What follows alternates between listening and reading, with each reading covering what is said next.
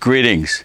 I'm greeting you from northern Wisconsin, where I'm making a retreat with two fellow Jesuits. And Monte Kruse, this is my tribute to Monte Kruse. He would have loved it here in the beauty of nature. He loved beauty in the world. What a joy it was to be and know Monte Kruse. He took my class in 1973 after he blew out his knee playing baseball. He was on a baseball scholarship at Creighton. He took my class and loved photography.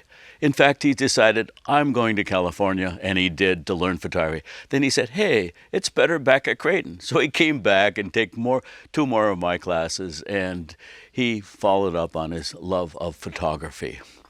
What a character. In fact, at times we found that he was living in the dark rooms. Oh my God.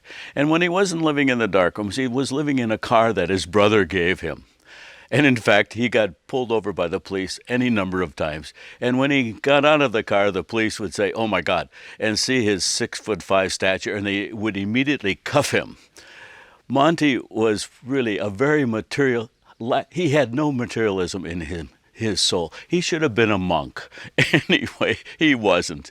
And I couldn't believe how sometimes he would take on an assignment a camera that only worked on 3 shutter speeds. Anyway, what a character. He did so much photography in the old market, and he loved being a concierge at one of the hotels because it gave him the days free to follow his heart and his passion for photography. I remember the one series he did on New York artists above the age of 65. I never understood that. Maybe it was because I remember him telling me about his father dying at the age of 52 when he came to Creighton almost 50 years ago. Maybe that's why he was interested in people over the age of 65. And I think he photographed Jason Robards at one time. I think he was in that series. He could talk his way. He was so charming. He could get beyond the guards at the door. So I think that was the story. He was a great conversationalist. I can remember getting together with Monte many times at dinner, and then he'd be telling me about the person he just met in the old market, or the book he had just read, or the movie he had just seen, or the latest jazz artists that he had just heard. He was a great conversationalist and a joy to be with.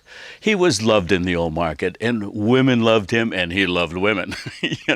What a character.